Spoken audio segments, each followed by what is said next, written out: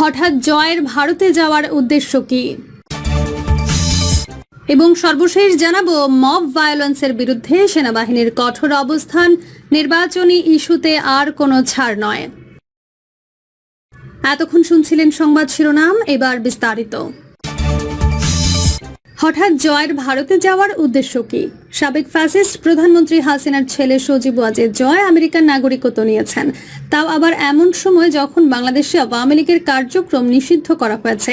সারা জীবন দেশপ্রেমের বুলি আওড়ানো হাসিনা তো গত বছরের 5ই আগস্ট দেশ ছেড়ে চোরের মতো পালিয়েছেন, আর তার পুত্র আওয়ামী লীগ নিষিদ্ধ হওয়ার লগ্নে বাংলাদেশের নাগরিকত্ব ত্যাগ করেছেন। এবার জয় আসতে যাচ্ছেন ভারতে তার মা বাংলাদেশের সাবেক ফ্যাসিস্ট প্রধানমন্ত্রী হাসিনার সাথে দেখা করতে, এমনটি জানা গেছে ভারতীয় একটি গণমাধ্যম সূত্রে। এর মধ্যে আবার নির্ভরযোগ্য কিছু সূত্রে জানা গেছে জয়ের ভারত সফরের চাঞ্চল্যকর কিছু কারণ। বাংলাদেশ জয়ের পাসপোর্ট বাতিল করার পর এবার আমেরিকার পাসপোর্ট নিয়ে ভারতে আসতে যাচ্ছে জয়, এমনটি জানাচ্ছে ভারতের গণমাধ্যমটি। হাসিনা দেশ ছেড়ে পালানোর পর বিগত 9 মাসের মাথায় এবারই প্রথম দেখা যাবে মা ছেলের। বাংলাদেশ নিয়ে আর আসন্ন জাতীয় নির্বাচন বানচালের চেষ্টায় মা ছেলের মধ্যে হবে গোপন সলা পরামর্শ। সেখানে উপস্থিত থাকবেন হাসিনা কন্যা পুতুলও। শুধু তাই নয়, ভারতে পালিয়ে থাকা আওয়ামী লীগের সাবেক সব এমপি মন্ত্রীদের মিলন মেলা হতে যাচ্ছে দিল্লি, এমনটি জানা যাচ্ছে নির্ভরযোগ্য সূত্রে। এছাড়াও এতে অংশ নেবেন বিশ্বের অন্যান্য দেশে পালিয়ে থাকা ফ্যাসিস্ট আওয়ামী লীগের নেতাকর্মীরা। বর্তমান অন্তর্বর্তী সরকার প্রধান ডক্টর মোহাম্মদ ইউনূসের ঘোষণা অনুযায়ী বছরের ডিসেম্বরে না হলে আগামী বছরের জুনের মধ্যে জাতীয় নির্বাচন হবে। 24-এর গণহত্যার বিচার না হওয়া পর্যন্ত আওয়ামী লীগের কার্যক্রম নিষিদ্ধ করায় এতে অংশ নিতে পারবে না আওয়ামী লীগ। আর এতেই যেন এখন ফোসকা পড়ছে হাসিনার শরীরে। এই ফ্যাসিস্ট 24-এর গণঅভ্যুত্থান থেকে শুরু করে বিগত 16 বছর দেশে যে হত্যা গুমের রাজনীতি প্রতিষ্ঠা করেছিল, তার জন্য একবারও অনুতপ্ত হননি বা ক্ষমা চাননি, বরং বারবার ভারতে বসে বাংলাদেশকে অস্থিতিশীল করার নানা কূটচালে ব্যস্ত ছিলেন। আর এখন কট্টর ইসলাম বিদ্বেষী মোদির দেশে বসে নয়া ষড়যন্ত্রের পায়তারা করছেন হাসিনা। তার প্রধান টার্গেট বাংলাদেশের আসন্ন জাতীয় নির্বাচন বানচাল করা। ইদানিং আবার মাঝে মধ্যেই রাজধানীতে দেখা মেলে স্বৈরাচার হাসিনার দোসরদের, যাদের অনেকেই মিছিল বের করার চেষ্টায় গ্রেফতারও হয়েছেন। হাসিনার দোসররা এর আগেও অনেকভাবে চেষ্টা করেছে দেশকে অস্থিতিশীল করার, কিন্তু তাতে সফলতা পায়নি কোনোভাবে। এবার মা ছেলের নতুন ষড়যন্ত্র রুখে দিতে প্রস্তুত ছাত্র জনতা। হাসিনা বোধহয় ভুলে গেছে জুলাই অভ্যুত্থান আবারও মাথা তুলে দাঁড়ানোর চেষ্টা করলে 24 ফিরে আসবে বারবার। মব ভায়োলেন্সের বিরুদ্ধে সেনাবাহিনীর কঠোর অবস্থান, নির্বাচনী ইস্যুতে আর কোনো ছাড় নয়। মব ভায়োলেন্সে ভরে গিয়েছিল বাংলাদেশ। চাঁদাবাজি, দখল, টেন্ডারবাজি বেড়েছিল মাত্রাতিরিক্ত হারে। চুরি, ছিনতাই, ডাকাতির মহোৎসব শুরু হয়েছিল। জেলা উপজেলা, গ্রামীণ জনপদ শুধু নয়, শহরতলিতেও জোরজার মুল্লুকতার পরিস্থিতি। ঈদ উৎসবকে সামনে রেখে ক্রেতা বিক্রেতারা ছিল উদ্বিগ্ন। শান্তিতে নোবেল প্রাপ্ত ডক্টর ইউনূস হচ্ছিলেন নিন্দিত। অন্তর্বর্তী সরকারের সুস্বীকৃতিগুলো মুছে যাচ্ছিল। পরিস্থিতি নিয়ন্ত্রণে অবশেষে নামানো হয়েছে সামরিক বাহিনী। 3 বাহিনী প্রধানের সঙ্গে প্রধান উপদেষ্টা হয়েছে বৈঠক। তিনি বলেছেন, ভারত থেকে উস্কানি দিচ্ছেন শেখ হাসিনা। রংপুর ও কক্সবাজার দখলের পায়তারা চালানো হচ্ছে। চীন সহ বিভিন্ন দেশ থেকে আসছেন বিনিয়োগকারীরা। দেশের মব ভায়োলেন্স সীমা ছাড়িয়ে যাচ্ছে।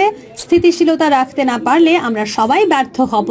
না, বাংলাদেশকে আমরা ব্যর্থ হতে দেব না। 3 বাহিনী প্রধান বলেন, আপনি ছাত্র শক্তির পায়ে একটু লাগাম দিন, আমরা সব ধরনের মব ভায়োলেন্সকে কুরবানি দেব। দেশে মানবিক করিডোর, বন্দর, বিদেশিদের দেওয়া নিয়ে উত্তেজনা আছে। আপাতত এসব নিয়ে ইতি টানুন, রাজনীতিকে নির্বাচনের রেলে উঠিয়ে নিন। জনগণ ভোটমুখী হলে মব সংস্কৃতি বা ভায়োলেন্স হোঁচট খাবে। তাই নির্বাচনী ইস্যুতে আর কোনো ছাড় নয়। সরকার প্রধান মন দিয়ে শোনেন তাবৎ পরামর্শ, তাৎক্ষণিকভাবে নির্দেশনা দেন বিশৃঙ্খলা বন্ধের। প্রতিরক্ষা মন্ত্রণালয়ের কর্ণধার হিসেবে আরও সহযোগিতা চান। বলেন, নতুন বাজেটে প্রতিরক্ষা খাত বিশেষ গুরুত্ব পেয়েছে। 42,000 কোটি টাকা এবার 55,000 কোটি টাকায়। দেশ ছোট হলেও কারো চোখ রাঙানিতে চলা যাবে না। আপনারা আধুনিক অস্ত্র সম্ভারে দেশকে সাজান। প্রশিক্ষণ আর কৌশল ঠিক থাকলে আমরা হারাবো না। নির্দেশনা পেয়ে 3 বাহিনী প্রধান বসে থাকেননি। জেলায় জেলায় সামরিক কর্মকর্তার পদায়ন পূর্বেই ছিল। এবার ডিভিশনে ডিভিশনে ডিভিশন সৈন্য। আইন শৃঙ্খলা পরিস্থিতি ও দুর্নীতি বন্ধে চলছে সাঁড়াশি অভিযান। জাপা প্রধান জিএম কাদের এর রংপুর বাড়িতে আগুন। ছাত্রদের সংগঠন এনসিপির জোরালো আক্রমণ। প্রায় 25 জনকে আটক করে সেনাবাহিনী। কেন্দ্রীয় নেতা সার্জিস আলম হাজির হলেও থামেনি শাসন। চোখে চোখ রেখে কথা বলেছেন সামরিক কর্মকর্তা। ঢাকায় সচিবালয়ে আন্দোলনরত কর্মকর্তাদের ঠেকাতেও ছাত্র শক্তি বেপরোয়া, কিন্তু সেনাবাহিনী ও পুলিশ ঠেকিয়ে দিয়েছে মব জাস্টিস। শুধু জনবহুল এলাকা নয়, কুরবানির হাটেও চলছে টহলদারি। কেনা বেচায় কমিশন খাওয়া দালাল চাঁদাবাজরাও কট। কোমরে দড়ি লাগিয়ে সরাসরি চালান। গরু ছাগল বা দ্রব্যের মূল্য অনেকটা নিয়ন্ত্রণে। এই যাত্রায় ট্রেন, বাস, লঞ্চে চলছিল টিকিটের কালোবাজারি। সেখানেও সামরিক বাহিনীর সযত্ন খবরদারি। অপরাধ দমনে চলছে জিরো টলারেন্স নীতিমালা। যাত্রী পরিবহনে মলম পার্টির দৌরাত্ম্য হঠাৎ কমে গেছে। সরকারি বেসরকারি পরিবহন যথাসময়ে চলার চেষ্টা চালাচ্ছে। ধনীর দুলালদের কার বিলাসিতাও চ্যালেঞ্জের মুখে। নেশাদ্রব্য সমেত কাগজপত্রহীন গাড়ি আটকের ঘটনাও ঘটছে। ফলে দেশের টক অব দ্য টাউন একটাই, তা হলো মব ভায়োলেন্সের সেনা কুরবানি। নির্বাচনী নিবন্ধন পেলেও দাড়িপাল্লা নিয়ে সংশয় জামায়াতের। রংপুরকে গিলতে যুদ্ধের উস্কানি ভারতের। পবিত্র ঈদুল আজহার 9 দিনের সরকারি ছুটি। 2.5 কোটি গরুর দেশে ব্যাপক সংখ্যক কোরবানির কথা, কিন্তু লাগাতার বৃষ্টি বন্যায় 1/5 এলাকায় আহাজারি। অন্যদিকে রাজনীতির ঈদ ভ্যাকেশনও আর থাকছে না। শহর থেকে পল্লী প্রধানত নির্বাচনী আলোচনায় মুখর। সম্ভাব্য প্রার্থীরা এলাকায় এলাকায় সুযোগ নিচ্ছেন।